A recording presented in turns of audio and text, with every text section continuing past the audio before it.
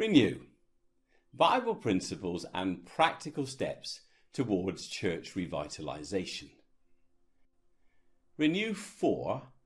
What is a church? This isn't as simple as it first seems, but it is vitally important. Unless we arrive at a common definition of what a church is, what it's meant to do, and how it's meant to do it, we will all be pulling in different directions.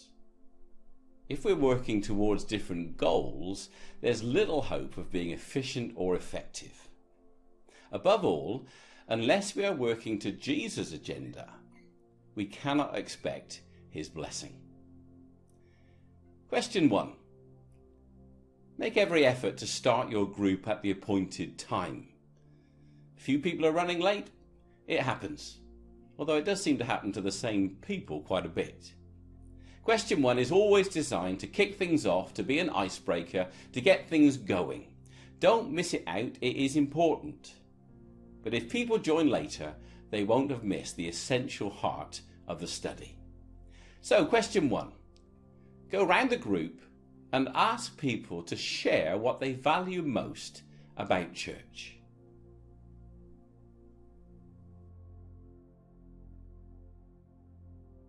There's no right answer to this, of course, but hopefully there has been an avalanche of positive comments about your church. Question 2. Imagine a hospital. The staff work long, unsociable hours, often including weekends. Being involved in a local church isn't easy. There's a Christian union at the hospital, and there is a meeting every day in the chaplaincy rooms. The staff pray together, they sing together if a musician is present, they do Bible studies, and because they all work in the same environment, they really understand each other's pressures and they support each other very well. Here's the question. Is this a church? And if not, why not?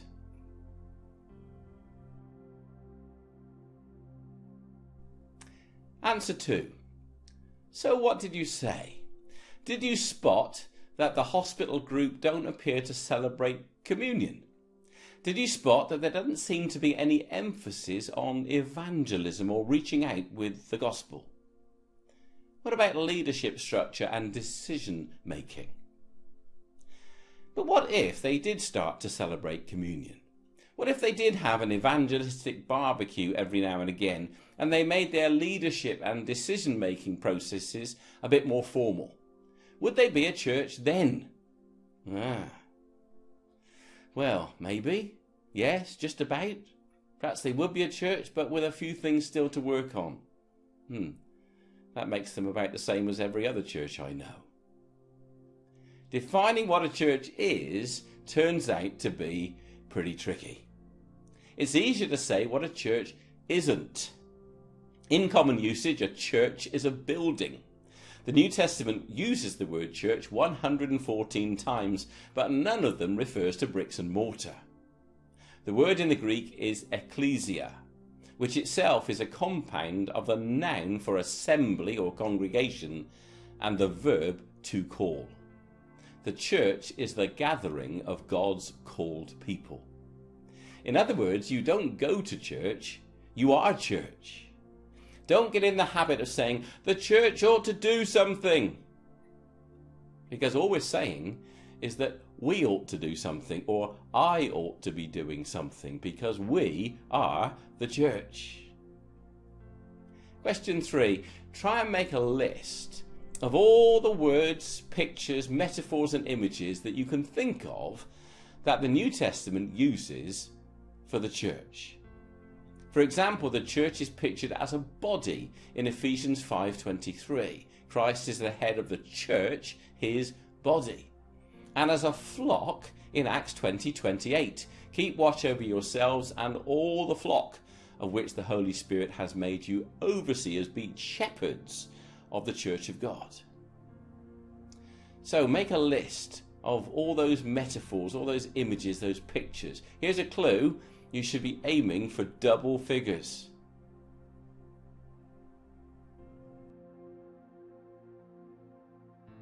Answer 3.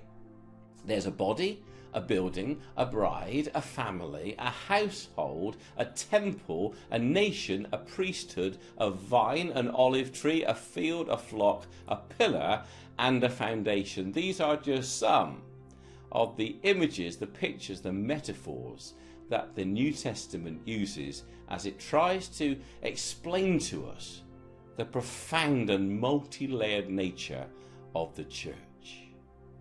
Church isn't something that we go to on a Sunday if we're not busy with something else. More than a dozen metaphors are used because the idea of church is so rich, so intimately connected to Christ himself, that language struggles to begin to describe the church's majesty, its glorious potential, its indispensable place in the purposes of God, and its unstoppable procession towards victory and triumph. To belong to the church is the greatest of privileges. Let's look at the first use of the word church in the Bible. But what about you, Jesus asked? Who do you say I am? Simon Peter answered, You are the Messiah, the Son of the living God. Jesus replied, Blessed are you, Simon, son of Jonah, for this was not revealed to you by flesh and blood, but by my Father in heaven. And I tell you that you are Peter, and on this rock I will build my church, and the gates of hell will not overcome it. What can we learn about church from this passage? Take a few minutes to share your thoughts with your group.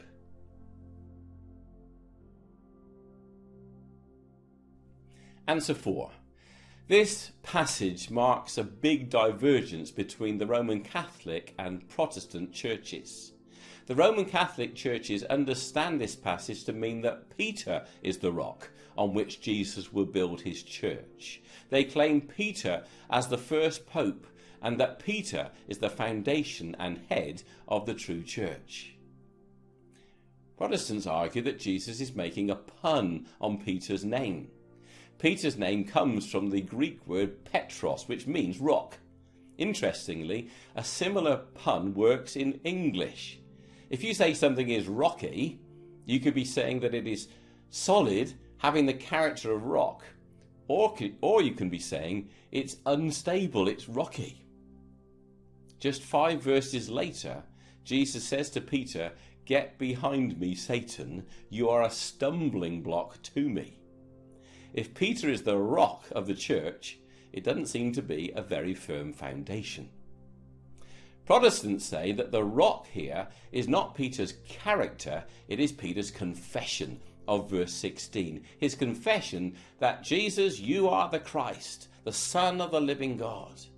And that this is said to be a revelation from God and not something that Peter has worked out all alone.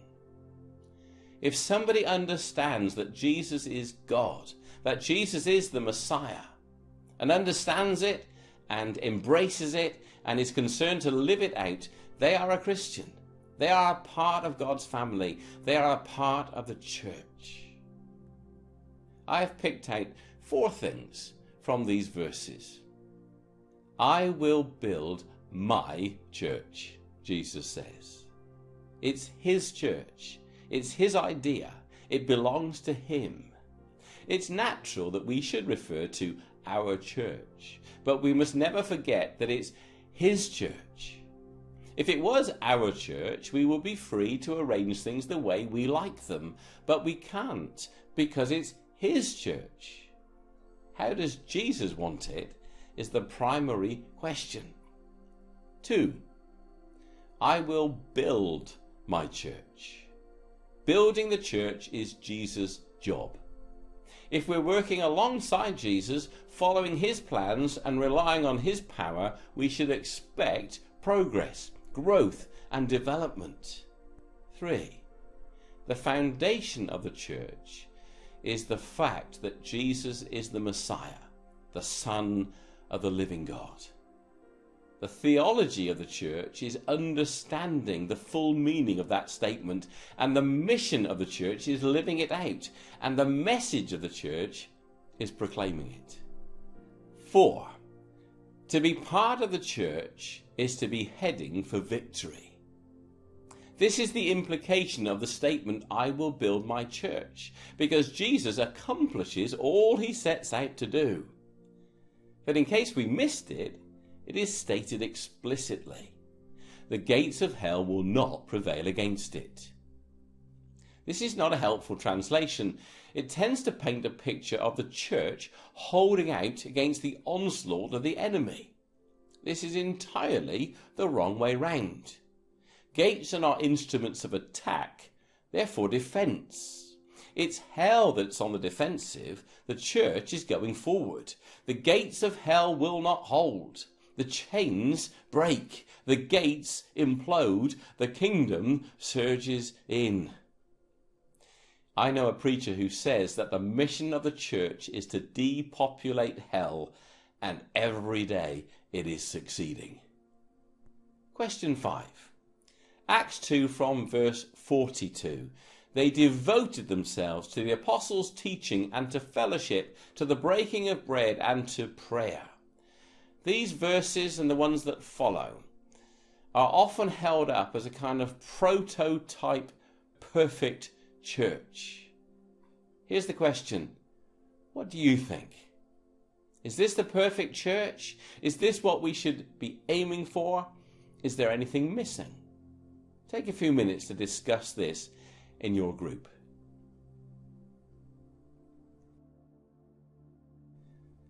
Answer 5. Sometimes I think we're a bit naughty with this passage.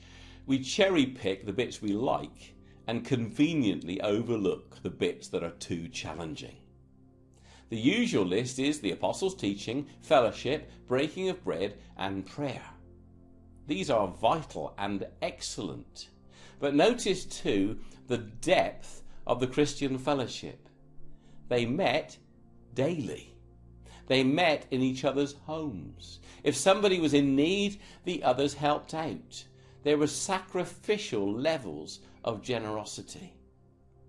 The church was characterized by sincerity, gladness, and praise. Is that what folks say when they come into your church? This place is so full of gladness. What is your secret? How are you so joyful? And notice too the relationship between the church and the community around it. The church meets not only in homes, but in the temple courts. This is public space. The church doesn't want to hide away. Notice too that the church has a great reputation, enjoying the favour of all the people, and the church is involved in its community. It says they are concerned to help anyone in need. Notice also the indispensable activity of the Holy Spirit in the life of the church. There's a sense of awe inside and out. Signs and wonders are apparent, and each day more people become Christians. Somebody once asked the question, if the Holy Spirit was withdrawn from your church, would anybody notice? Would the program just roll on the same? We should ask that question regularly and make sure that we know the answer. Yes, the situation in Acts 2 is pretty much revival. The bar is set extremely high here. If our church is going to be more like this, a lot is going to have to change. Most of all, me. But do we have the right to set our sights any lower? Is it right before God to settle for anything less? Are you getting a little bit excited about this? That you are part of the Church of Jesus Christ, working alongside him on a road of irresistible progress and growth that leads to guaranteed ultimate victory. The Spirit of the Lord is upon us to proclaim good news. Good news for the poor, good news for the oppressed, good news for the lost, to free the captives, to restore the fallen, showing everybody how they can connect to God's blessing and feel his renewing power surge into every corner of their life. Everybody wants to make the world a better place. But nothing on earth can do that better than the church, not even close. What a mission, what a calling, what a privilege. What are we going to do?